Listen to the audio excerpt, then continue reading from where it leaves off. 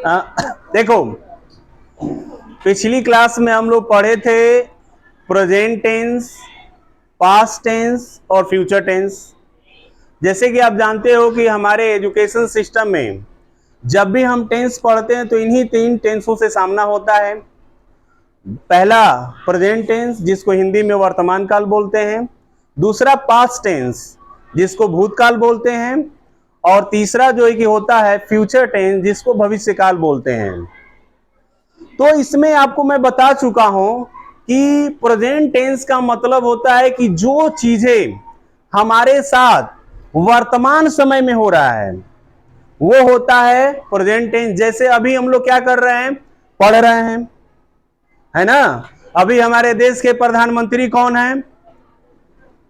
नरेंद्र मोदी जी हैं।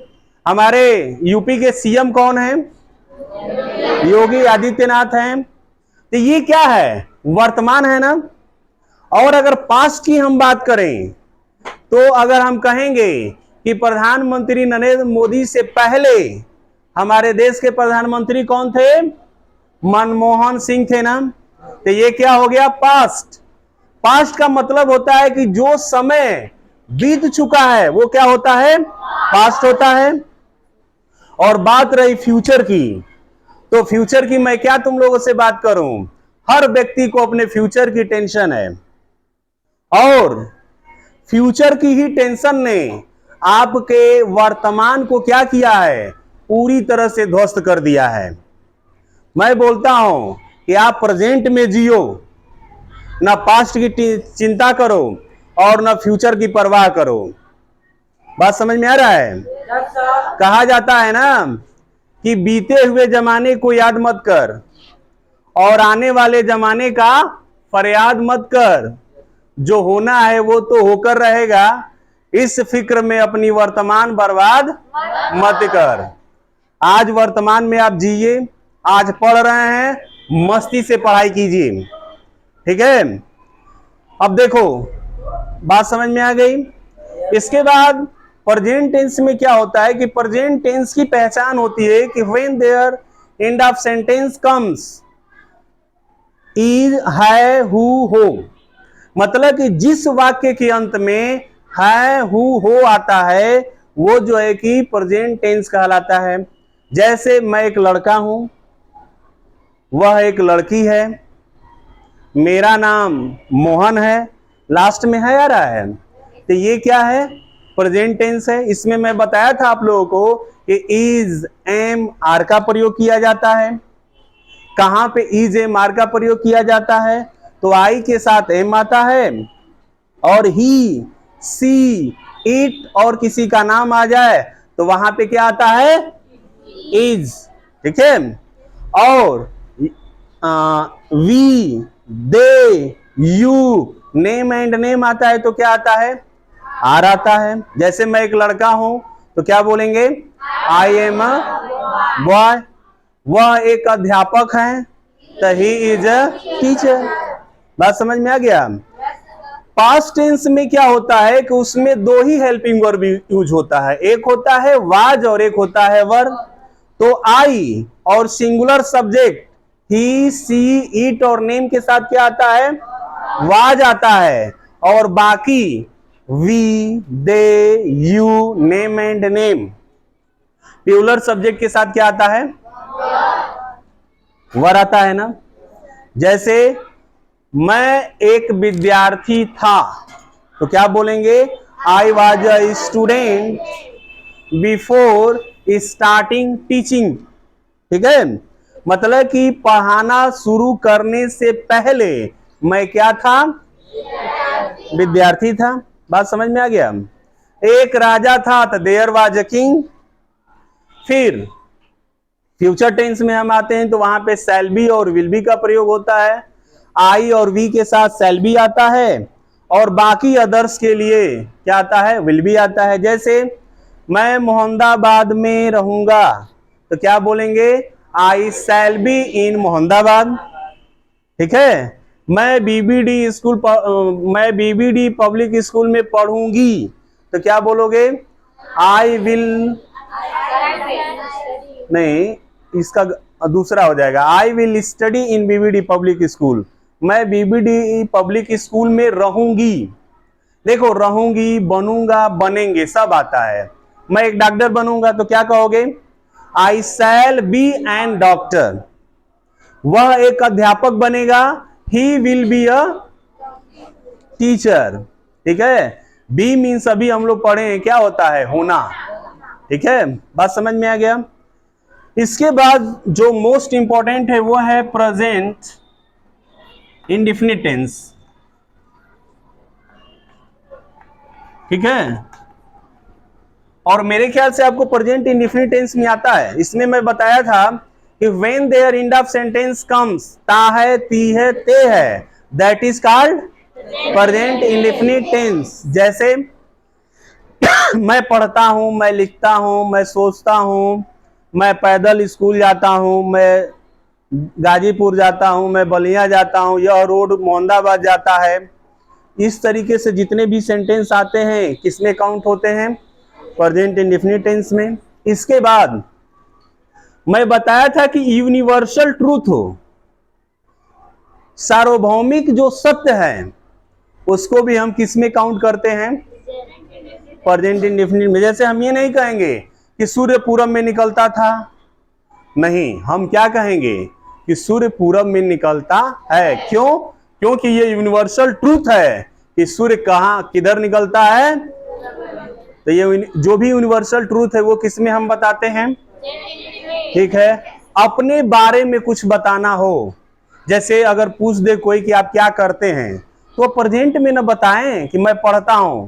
जब आप बोलते हैं कि मैं पढ़ता हूं तो उस समय आप पढ़ते नहीं हैं, लेकिन आपका काम क्या है, पढ़ना। तो आप बताते हैं कि मैं पढ़ता हूं, मैं पढ़ाता हूं, तो ये भी किस में आता है, प्रेजेंट इंडेफिनिट टेंस में आता है। इसके बाद आपको अपने डेली रूटीन के बारे में बताना हो तो वो भी किस में हम बताते हैं, प्रेजेंट इंडेफिनिट टेंस में। प्रेजेंट इंडेफिनिट टेंस में कुछ नहीं होता है, पहले हम सब्जेक्ट लिखते हैं, सब्जेक्ट के बाद वर्ब की फर्स्ट फॉर्म लिखते हैं और सिंगुलर सब्जेक्ट। इसी में मैं बताया था आप लोगों को agreement of verb and subject. Agreement of verb and subject का के अकॉर्डिंग क्या होता है कि अगर सब्जेक्ट सिंगुलर है तो वर्ब भी क्या आएगा, सिंगुलर आएगा, और जब सब्जेक्ट प्लूरल हो तो वर्ब भी क्या आएगा, प्लूरल आएगा। लेकिन दिक्कत सिर्फ इतनी होती है कि जितने भी हमारे नाउन्स हैं सारे नाउन्स सिंगुलर होते हैं और उसमें हम एस या ई एस, आई ई एस, वी एस लगा करके प्लूरल बनाते हैं, और वर्ब हमारा क्या रहता है, पहले से प्लूरल फॉर्म रहता है और उसको सिंगुलर बनाने के लिए एस या ई एस लगाते हैं। बात समझ में आ रही है। जैसे इसमें ज्यादा नहीं, बस देख लो, S, double S, C H, S H, Z, O और एक्स। अगर किसी भी वर्ब के लास्ट में ये आ जाए तो इसमें कुछ नहीं लगाना है, आपको बस ई एस लगा देना है। जैसे मैं स्कूल जाता हूं तो क्या लिखेंगे, आई गो, आई गो। ठीक है, लेकिन अगर इसी को आई गो टू स्कूल, मैं स्कूल जाता हूं, क्या हो जाएगा, आई गो टू स्कूल। लेकिन इसी को मैं ये कहूं कि वह स्कूल जाता है तो क्या आप लिख देंगे ही गो टू स्कूल। बोलिए, स्पीक लाउडली। तो यहां पे क्या होगा, ही गोज टू स्कूल। मैं खेलता हूं, वह खेलता है। मैं लिखता हूं, वह लिखता है, वह लिखता है। ही राइट्स, वह एक पत्र लिखता है। He writes a letter. It's very simple. अगर इसी का निगेटिव हो जाए तो क्या किया जाता है, डू नॉट और डज नॉट का प्रयोग होता है। जहां पे हम एस और ई एस लगाते थे वहां पे डज नॉट लगाएंगे, और जहां पे हम एस या ई एस नहीं लगाते थे वहां पे क्या लगाएंगे, डू नॉट। जैसे मैं स्कूल नहीं जाता हूं, I do not go to school. वह स्कूल नहीं जाता है। बात समझ में आ रहा है? मैं क्रिकेट खेलता हूँ। वे लोग क्रिकेट खेलते हैं। वे लोग क्रिकेट नहीं खेलते हैं। मोहन क्रिकेट नहीं खेलता है। बात समझ में आ गई? इसके बाद इंट्रोगेटिव में क्या होता है? जब सिंपल इंट्रोगेटिव सेंटेंस रहेगा तो उसमें डू और डज पहले आ जाता है, और पहले ही आपको पता है कहाँ डू आता है और कहाँ डज आता है। कोई दिक्कत? जैसे तुम कहाँ पढ़ते हो? Where do you read? क्या तुम पढ़ते हो? क्या तुम खेलते हो? क्या तुम्हारा भाई खेलता है? Does your brother play? क्या तुम्हारी बहन पढ़ती है? Does your sister? बात समझ में आ रहा है? चलिए, डबल इंट्रोगेटिव अगर हो जाता है तो तुम कब पढ़ते हो? When do you read? तुम्हारा भाई कब पढ़ता है? When does your brother read? इतनी बात समझ में आ गई? प्रेजेंट इंडेफिनिट टेंस समझ में आ गया? तो अब हम लोग स्टार्ट करेंगे प्रेजेंट कंटीन्यूअस टेंस। ठीक है, अब देखो अच्छे से समझो। प्रेजेंट इंडेफिनिट टेंस में प्रेजेंट कंटीन्यूअस टेंस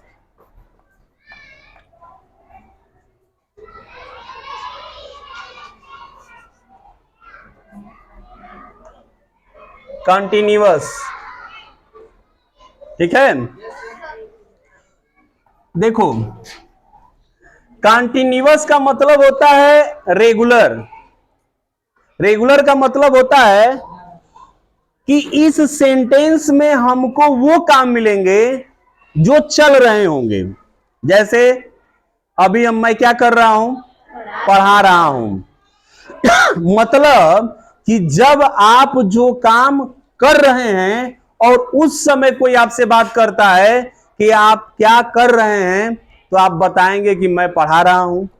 मतलब कि हम जो काम जब कर रहे होते हैं उस समय की बात हम किस में करते हैं?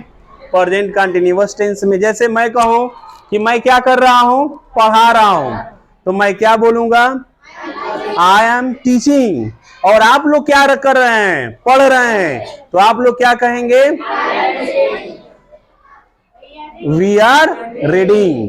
हम लोग पढ़ रहे हैं। बात समझ में आ गया? देखो, बहुत आसान है। टेंस वगैरह पढ़ना सबसे आसान काम है, बेशर्ते कि होता क्या है कि हम थोड़ा ध्यान नहीं देते हैं। बात समझ में आ गया?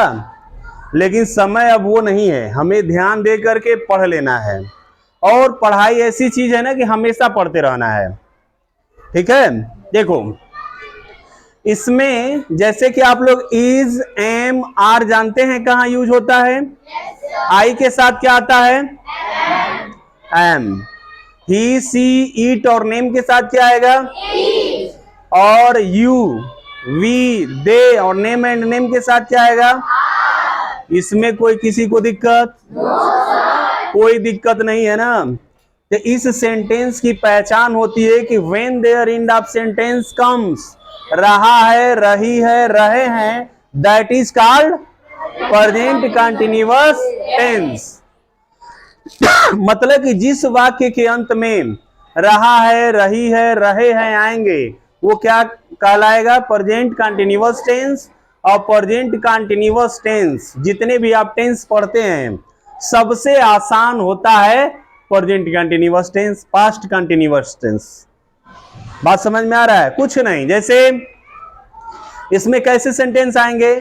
मैं पढ़ रहा हूं, मैं खा रहा हूं, मैं जा रहा हूं, वह आ रही है, वह पीट रहा है। बात समझ में आ गया?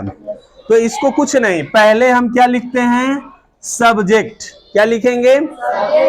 सब्जेक्ट के बाद हम क्या लिखेंगे? Is, am, are. और किसके अकॉर्डिंग लिखेंगे? सब्जेक्ट के अकॉर्डिंग। यहां जो सब्जेक्ट आएगा उसी के अकॉर्डिंग इसमें तीनों में से कोई एक आएगा। जैसे मान लो यहां आ गया आई, तो यहां क्या आएगा? मान लो यहां आ गया ही, तो यहां क्या आएगा? बात समझ में आ गया? अरे बाबू, इसमें कुछ नहीं करना है, वर्ब का फर्स्ट फॉर्म लिख देना है और फर्स्ट फॉर्म के लास्ट में ING लगा देना है, तो प्लस क्या हो जाएगा? ING। और इसके बाद क्या हो जाएगा? जैसे मैं पढ़ रहा हूं तो क्या हो जाएगा? I am reading। वह स्कूल जा रहा है तो क्या होगा? He is going to school। बात समझ में आ रहा है? मैं गाना गा रहा हूं, I am singing a। वह क्लास में शोर मचा रहा है, He is making noise in the class। मेरी मम्मी खाना बना रही हैं,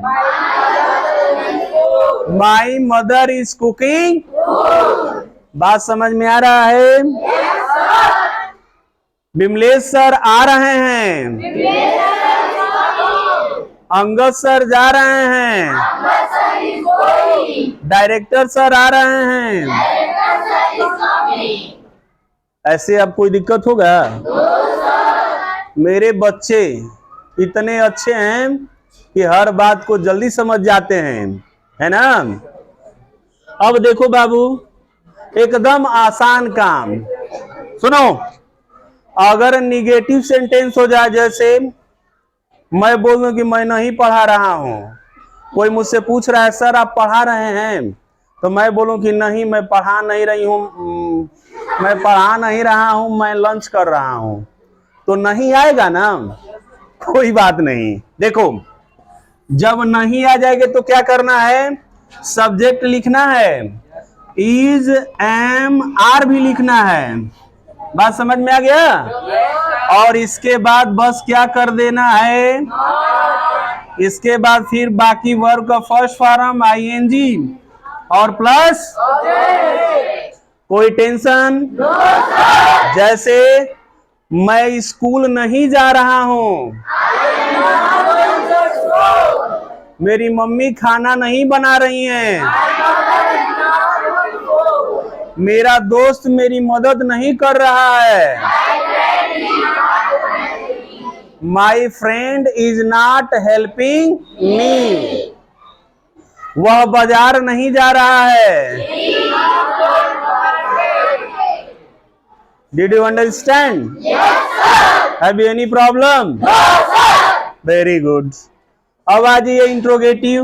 देखो, इंट्रोगेटिव में करना कुछ नहीं है, ये जो देख रहे हो ना, इज एम आर, ये आ जाएगा पहले, तो इसमें क्या लिख देंगे? इज एम आर और प्लस सब्जेक्ट प्लस वर्ब की फर्स्ट फॉर्म ING और प्लस सब्जेक्ट। देखो, एक चीज याद रखना कि ING जब लगाओगे ना, और जिस किसी वर्ब के लास्ट में ई रहेगा तो ई को हटा दिया जाता है और तब ING लगा जाए। जैसे देखो बाबू, ये क्या है? कम। तो कम है ना, तो इसमें ING जोड़ोगे तो अब ऐसे नहीं कि COMEI, क्या हो जाएगा? ये ई हट जाएगा और यहाँ पे ING लग जाएगा। किसी किसी का ना वर्ड डबल कर दिया जाए, कटिंग, CUTTING, ठीक है? इसका थोड़ा देख लेना, वर्ब वगैरह आप लोग लर्न करते रहिए। अब देखो, इसमें कोई दिक्कत? जैसे क्या आप पढ़ रहे हैं तो क्या होगा? Are you reading. क्या सर पढ़ा रहे हैं तो क्या हो जाएगा? Is sir teaching. क्या तुम्हारी मम्मी खाना बना रही हैं? Is your mother cooking food. बात समझ में आ रहा है? मेरे ख्याल से आप लोगों को समझ में आ गया होगा। अब देखिए, इसी में ना नॉट भी आता है कि क्या तुम्हारी मम्मी खाना नहीं बना रही हैं, तो क्या बोलोगे? Is your mother not cooking? मतलब कि इसमें क्या करना है, ऐसे ही लिखना है, इज एम आर और प्लस सब्जेक्ट प्लस बस यहाँ क्या लग जाएगा, नॉट और आईएनजी और प्लस ऑब्जेक्ट।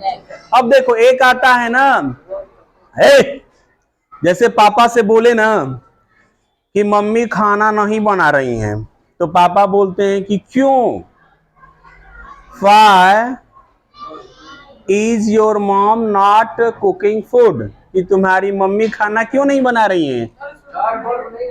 क्या वर्ब छूट गया? चलो तो ये वर्ब का फर्स्ट फॉर्म प्लस आईएनजी, ठीक है, और प्लस कोई दिक्कत?